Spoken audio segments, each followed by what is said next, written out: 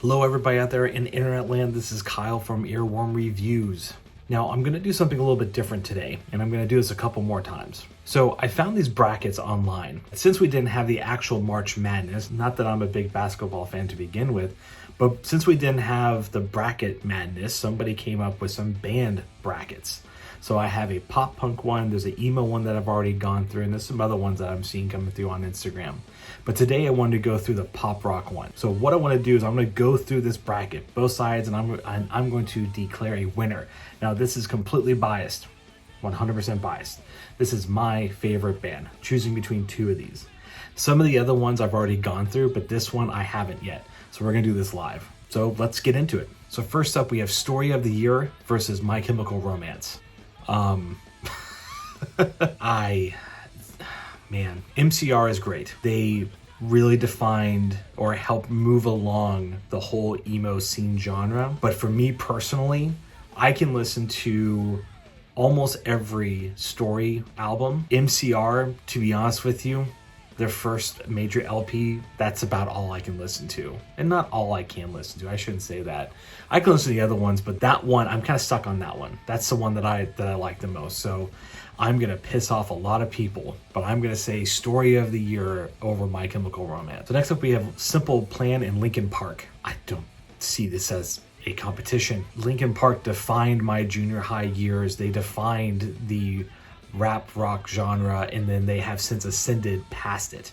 So I 100% love Linkin Park. They were one of the first few CDs I ever owned, and the first bass line I ever learned was for Paper Cut. In Simple Plan, never been a fan. It's nosy, it's whiny, it's way too poppy. So obvious winner here, Linkin Park. All right, next up we have The Used and Good Charlotte.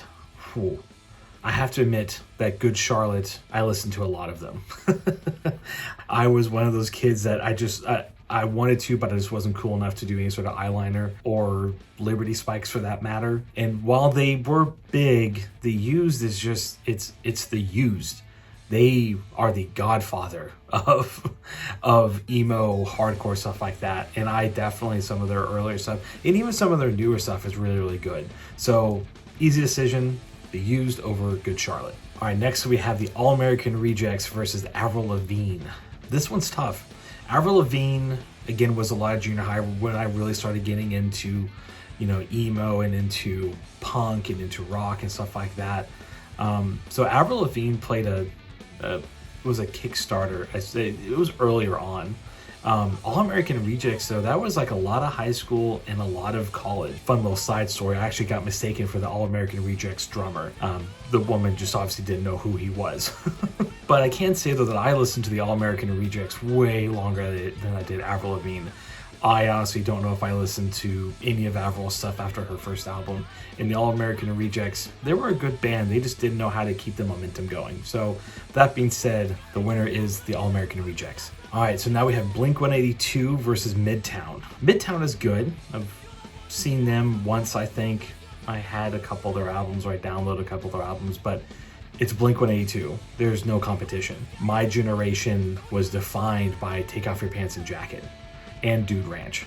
So easy win, Blink-182. All right, the next is Panic at the Disco and The Movie Life. I honestly don't know if I can name a Movie Life song, but Panic at the Disco is still one of my all-time favorites because Brendan Urie has changed everything about the band and has kept it current, and his musicianship knows no bounds. Already we have a heavy contender and an easy decision.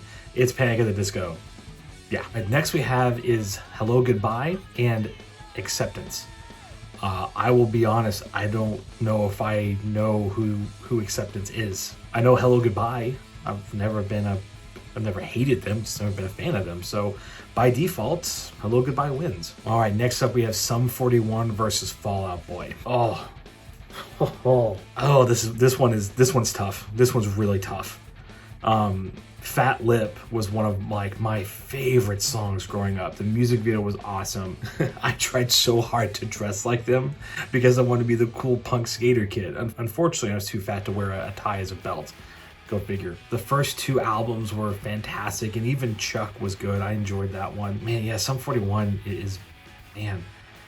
But Fall Out Boy, I've always said for the longest time, Fall Out Boy is a guilty pleasure of mine, and I'm okay with it. I'm okay with admitting it. Cork Tree, Infinity were great. Folly, we're just not going to talk about Folly. It's garbage. Now, I'm not a big fan of their newest stuff, the Man IA. I don't understand it. Two before that, the Save Rock and Roll. I liked it as a concept album. I thought it was fun, especially because they were gone for so long. I've been talking about Fall Out Boy way too long now. I'm gonna have to give it to Fall Out Boy because I've listened to them way more than I have some. Just on a pure numbers basis, I've listened to more Fall Out Boy more recently, more frequently than I have Sum 41. But oh, that one's tough. All right, next one up is Hey Monday and Cartel. This one's pretty easy for me. I never understood why Hey Monday was a big thing. I don't know. It was nothing special to me. Not that it's bad or that they don't have talent. I never got into it. And Cartel actually, I think, are very talented. I think they had way too short of a run. I think they're still around, but their first couple albums were really, really good. And they had this cool concept to make an album in a bubble, which I thought was really cool, and unfortunately it never happened. But this one's another easy one, Cartel. All right, next one is Plain White Tees and Flyleaf. Hey There Delilah just got overplayed, and that's not their fault, but I never saw them do anything past that. I never saw them try to redefine it. And the rest of their albums I've listened to, and it's good, but I don't know. And Flyleaf, I'll be honest with you, I've probably listened to more of their singles than I have anything else.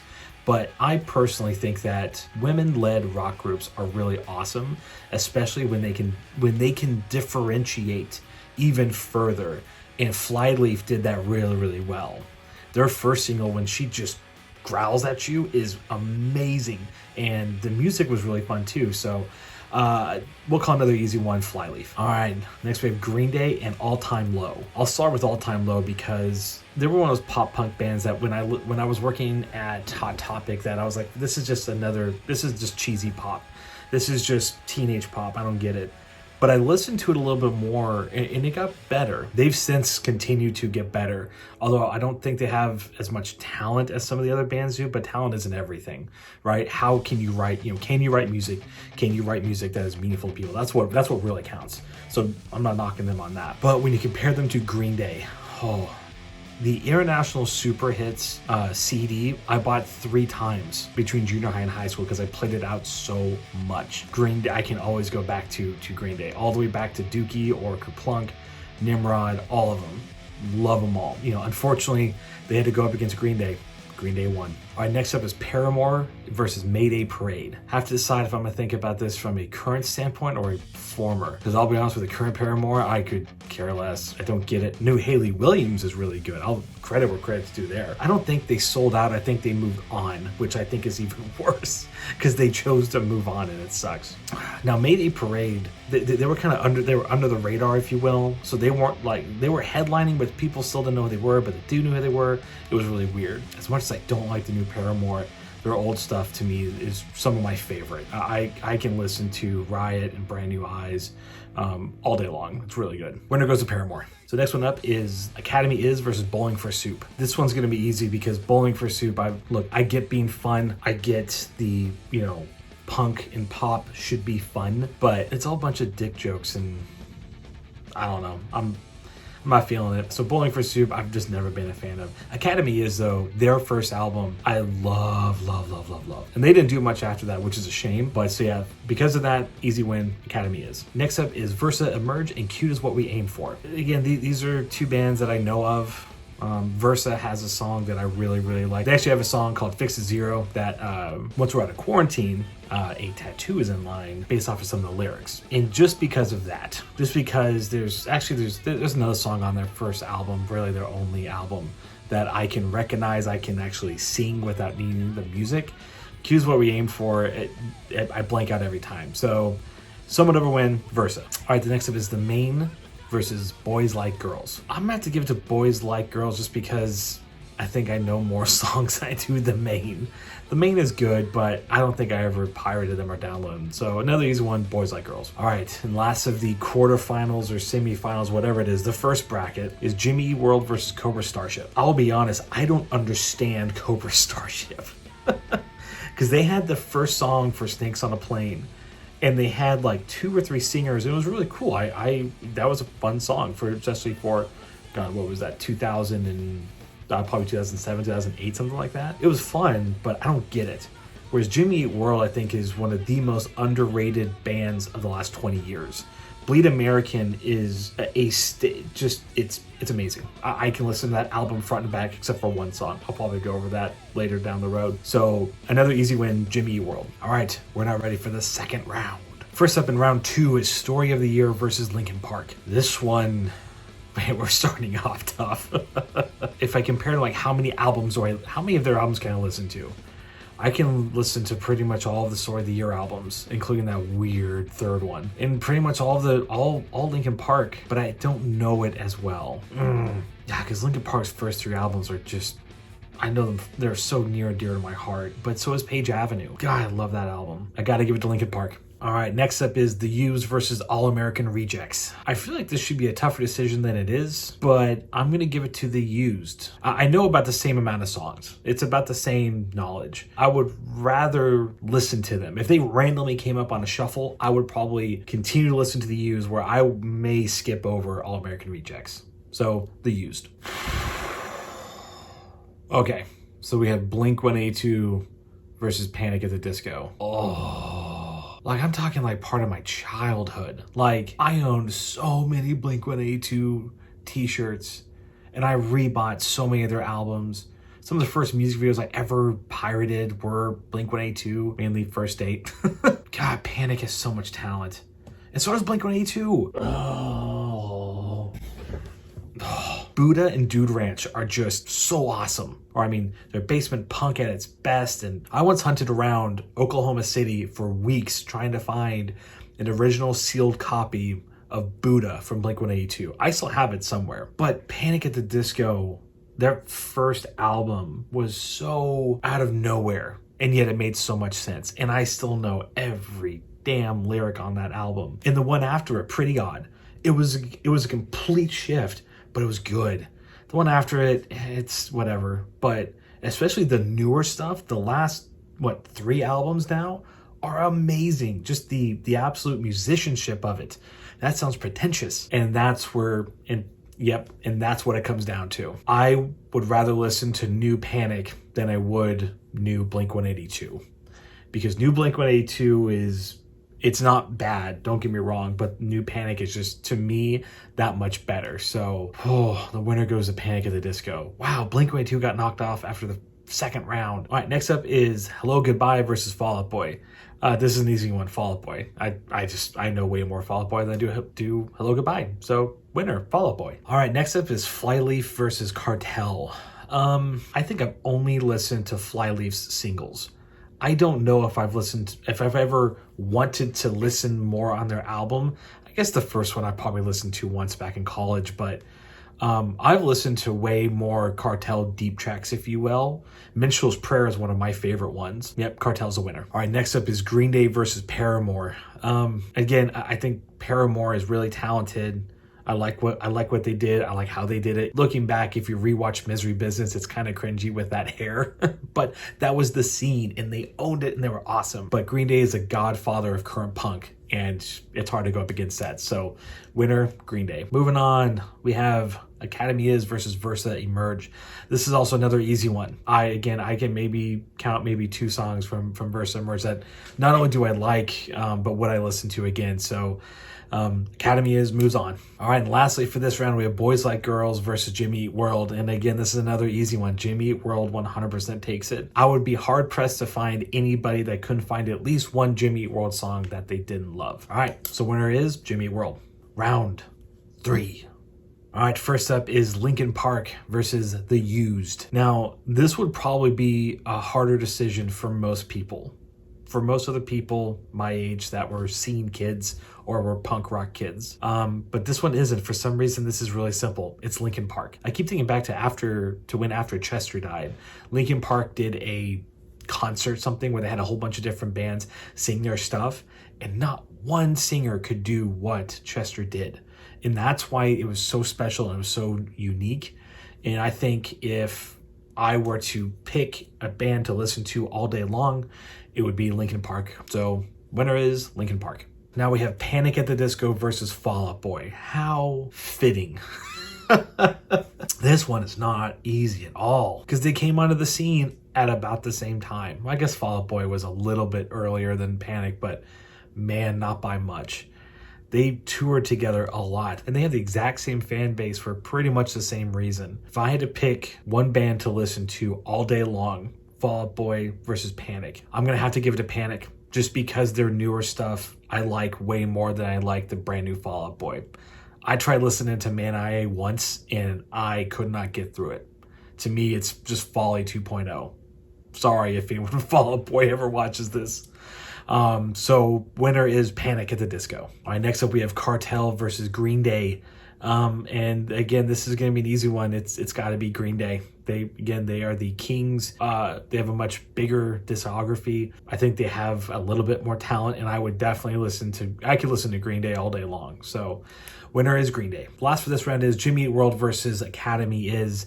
And again, another easy one that's going to go to Jimmy Eat World. All right, so we are down to the semifinals. We have Linkin Park versus Green Day and Panic at the Disco versus Jimmy Eat World. All right, so we will start with Linkin Park versus Green Day, and the junior high me is just freaking out right now. I would say that those two bands were one of the top 5 influential bands for me when I was growing up. Oh God, it's like trying to choose a parent.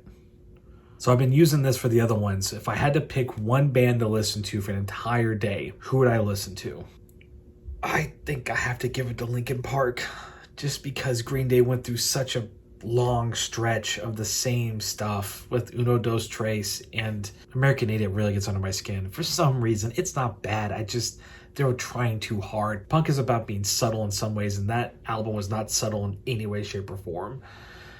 Now, Linkin Park had some duds too, I get that, but it was different. It changed every time, and the talent never dropped. So Linkin Park is moving on to the finals. All right, now we have Panic at the Disco versus Jimmy Eat World. These are both two bands that I hold in really high regard for musicianship and for lyricism. Jimmy Eat World's lyrics will just cut you down, and they're great. And Panic at the Disco, Brendan Urie's way of singing and articulation are fantastic. They both had like stumble albums, but none of them had an album that just really sucked. I'm gonna have to give it to Panic. Every album, it's different, and it should be, and he does it so damn well. Jimmy Eat World has a special place in my heart for personal reasons, but if I were to pick a band to listen to all day long, it would definitely be Panic. So the winner, moving on to the final round, is Panic at the Disco. All right, we've made it to the end.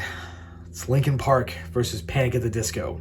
For anyone who's known me for longer than a couple years would understand that this makes total sense. New me won't shut up about Panic at the Disco, and old me wouldn't shut up about Linkin Park. So this makes sense. But man, it's a tough choice. Both had albums that I can pass over, so there's no difference there of who would I listen to more? Whose songs do I know more? It's probably the same. I know all of their first 2 major LPs, Fever and Hybrid Theory. I know them all front to back. And for both of them, I was strangely more impressed with their second albums, Pretty Odd and Meteora. And the third albums, again, I both kind of I didn't pay attention to. And then they came out with new stuff that I didn't know about. And then when I caught back onto it, it was great. But there it is. If I look at their entire discography and line them up side by side, Linkin Park has 2 or 3 more albums. But if I were to just say, I like this album, I know this album or not, I would give higher marks to Panic. And I could listen to that all day long for multiple days. So there we have it. My winner, my number 1 spot for the 2000 Pop Rock March Madness bracket is Panic at the Disco. Wow! Thank you everybody for watching. I will have this up on my Instagram so you can play along with me. Tell me how I'm wrong. Tell me how I'm right. During this video, I was actually able to find the watermark for the original creator. It looks like it is at Kelly Mason, KELLYMASON. I'm going to verify that that's who it was after this video. But if it is, Kelly, thank you. You've provided me with a lot of entertainment and honestly a lot of heartbreak, which is hard to come by nowadays. As I said before, there are other ones. The next one up will be the emo bracket. So come back for that one. I will have it up as soon as I possibly can. And also for everybody who is still struggling with the quarantine, stay strong, stay positive. We will get through this. We're almost done. Thanks again for watching, everybody. I will see you next time.